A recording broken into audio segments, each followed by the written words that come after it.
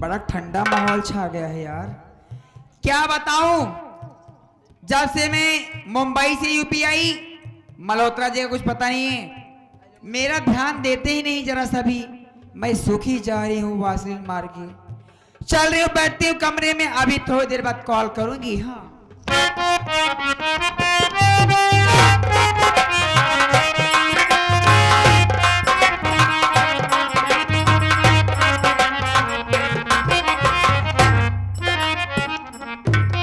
अरे ओ प्रिय शबनम, अरे रानी, शबनम कैसी हो? मैं एकदम खराब हो चुकी हूँ। क्यों खराब हो चुकी हो? एक बात बताइए, हाँ। आपके इशारे पे सारा काम करती हूँ, लेकिन कभी मेरी भी खबर लेते हो आप? देखिए शबनम, मैं कसम हमने तुझे बराबर याद करता हूँ, लेकिन क्या बताऊँ, कुछ काम के लिए मैं बाहर चला गया था, इसीलिए मैं तेरा हाल समाचार नहीं ले पाया। लेकिन छोड़ो, क्या? आओ मौके का काम की बात करते हैं। क्या बात? ये बताओ, जिस काम के लिए यहाँ पर तुझे भेजा हुआ काम हो रहा है या नहीं? अरे मेरे राजा, सबनम आएगी और काम नहीं करेगी, कभी ऐसा हो सकता है क्या? लेकिन ये बताओ, आते ही पूरे परिवार में आग लगा दी। क्या वो भी आग छोटी मोटी नहीं, सच में? सच में। सारे को धक्के मार के घर से बाहर करवा दी। लेकिन इस वक्त वो रह रहे कहाँ रहे हैं? कहाँ पर रह रहे हैं? कौन? एक बार बताइए, अब क्या करना है मुझे? कोई फिर न्यूज दीजिए। देखो तुमको क्या करना है। हाँ। इस घर में जो सबसे बड़ा हरामखोर रजुआ है, अरे बाप रे, कोई हरामखोर साला बहुत पढ़ा लिखा, बहुत सयाना है।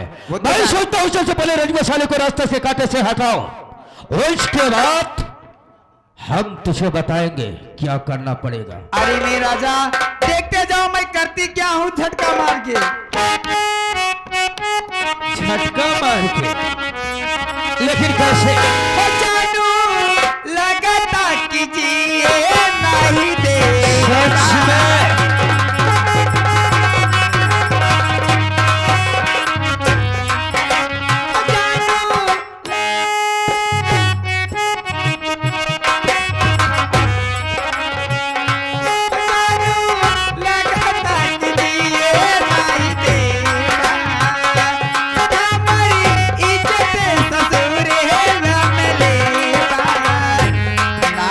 चढ़ल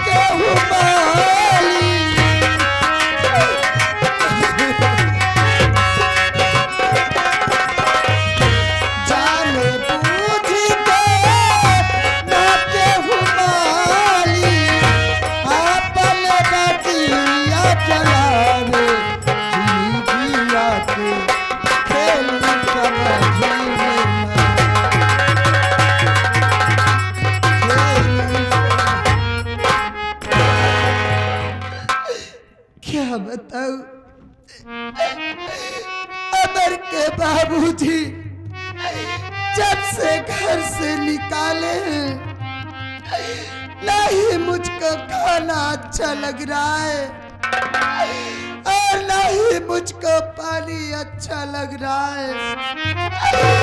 हर वक्त उन्हीं के ख्याल में डूबी रहती हूँ और उन्हीं की याद में मेरी तबीयत बहुत खराब हो गई है।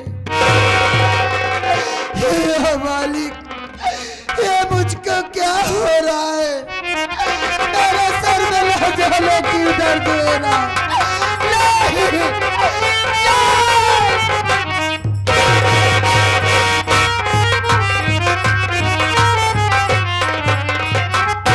अरे माँ, माँ!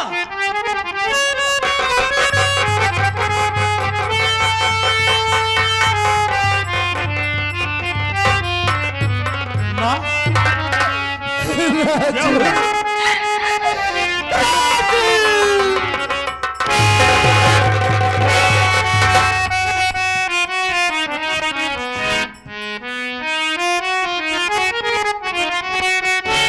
किस लिए रो रही हो?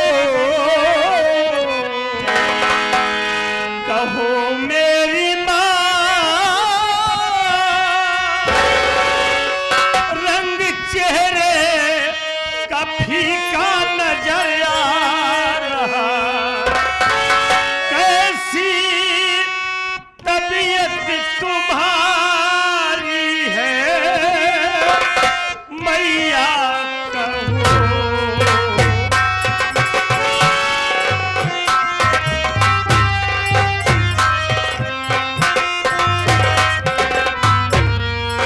कैसी तबीयत तुम्हारी है मैया कहो। बेटा लाजू न तेरा समझ पा रहा, कैसी तबीयत तुम्हारी है।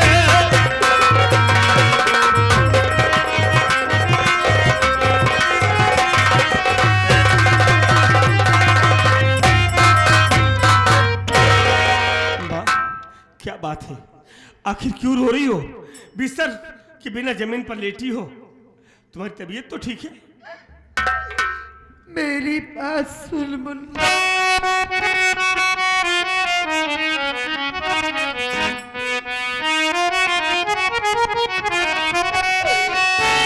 राजू बेटा सुनो मेरी बात को, अब जीने का कोई सहारा नहीं। ये क्या कर रही हो? बाप तेरे निकाले घर से।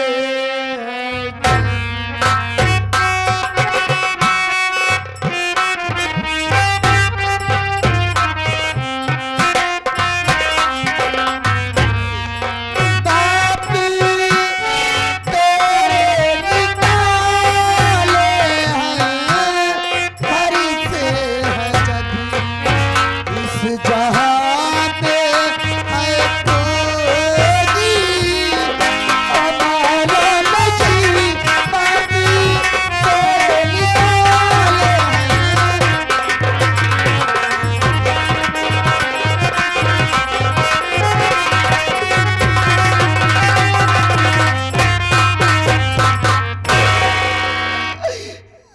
राजू, तेरे बाबूजी जब से घर से निकाले ना तो मुझको खाना अच्छा लग रहा है और ना ही मुझको पानी अच्छा लग रहा है।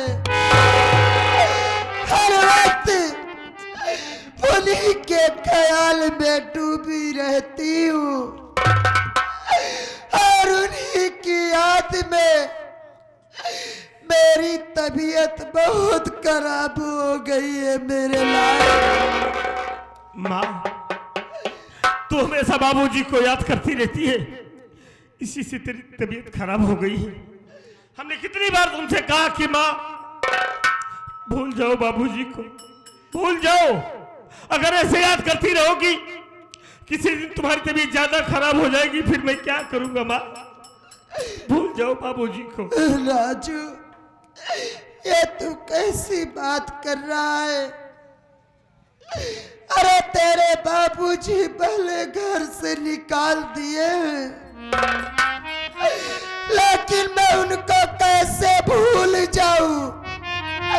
वो मेरे पति है, मेरा देवता है। और जिस दिन ये तेरी माँ तेरे बाबूजी को भूल जाएगी, उस दिन तो ये तेरी माँ एक जिंदा लाश हो जाएगी। माँ, मैं जानता हूं कि तू मेरे बाबूजी से इतना प्यार करती है कि भी भूल नहीं पाएगी। तेरी तबीयत खराब है ना, चल चल मैं तुझे हॉस्पिटल लेके चलता हूँ, तेरा इलाज कराऊंगा, तू ठीक हो जाएगी। मुल्ला,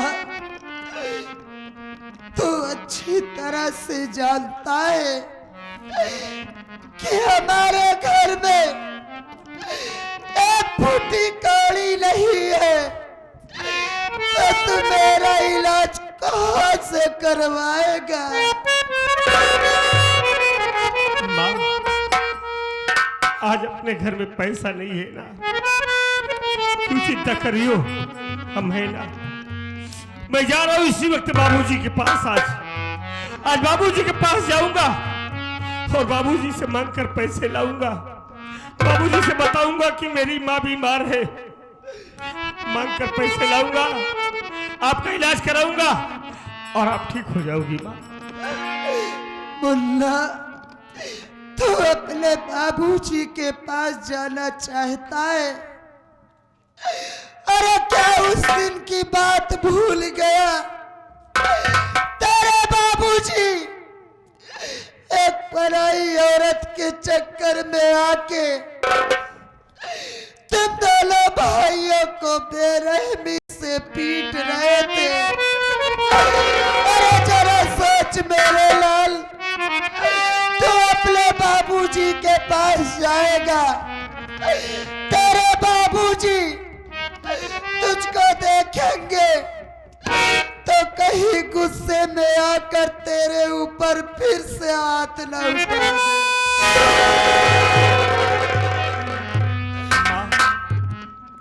माँ, मेरे बाबूजी को कभी गलत मत समझना। आज मेरे बाबूजी थोड़ा सा बहक जरूर गए हैं, लेकिन हमारे बाबूजी इतने बुरे नहीं है माँ। तू देखना, जब मैं जाऊंगा बताऊंगा ना कि मेरी माँ बीमार है, तो बाबूजी हमको पैसा देंगे और मेरे साथ खुद आएंगे दौड़कर, आपका इलाज कराएंगे, आप ठीक हो जाओगी माँ। हम लोग बाबूजी से भले ही दूर हैं, लेकिन उनके दिल में अब भी हम लोगों के लिए प्यार कम नहीं है माँ। मुन्ना, अगर तू जाना ही चाहता है तो जा, लेकिन जल्दी वापस आना मेरे लाल। हाँ, हम बहुत जल्दी आएंगे, तुम यही रहना, अपना ख्याल रखना। अमर कहीं गया है, आता होगा, वो आएगा तो आपकी देख रेख करेगा और हम पैसे की व्यवस्था करके जल्दी आएंगे। बैठ जाओ, मैं बाबूजी के पास जा रहा हूँ।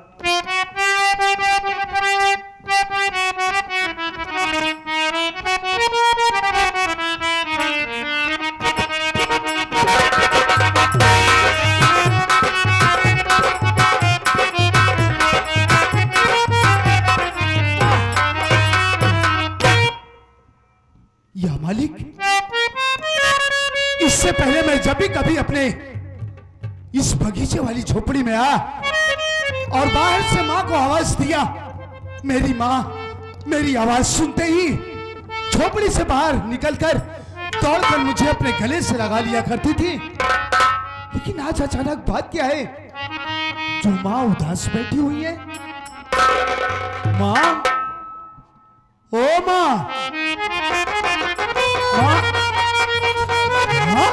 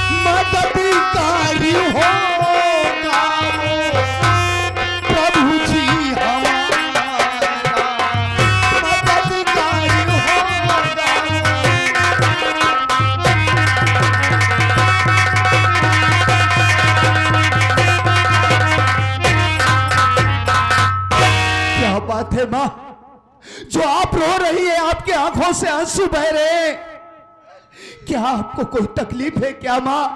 और राजू भैया दिखाई नहीं पड़ रहे, भैया कहाँ गए? सपने से काम लो माँ, मालिक ने चाहा तो सब कुछ ठीक हो जा रहा, क्यों रो रही है माँ? तू मेरे रोने का कारण जानना चाहता है? हाँ माँ। मुन्ना, तेरे बाबूजी के गम में मेरी तबीयत बहुत खराब हो गई है। मेरे ऐसा लग रहा है कि मैं बचूंगी नहीं, मैं मर जाऊंगी। नहीं माँ नहीं, भगवान के लिए ऐसी अशुभ बातें ना बोलो माँ। अरे जरा सोचो, आपको कहीं कुछ हो गया तो हम दोनों भाइयों का क्या होगा माँ? रो नहीं माँ। एक बात ये बताओ, भैया दिखाई नहीं दे रहे, क्या वो शहर काम करने के लिए चलेगा क्या माँ? कहाँ है भैया हमारे? तू जानना चाहता है कि राजू कहाँ गया है? हाँ माँ। राजू तेरे बाबूजी के पास गया है। बाबूजी के पास? किस लिए?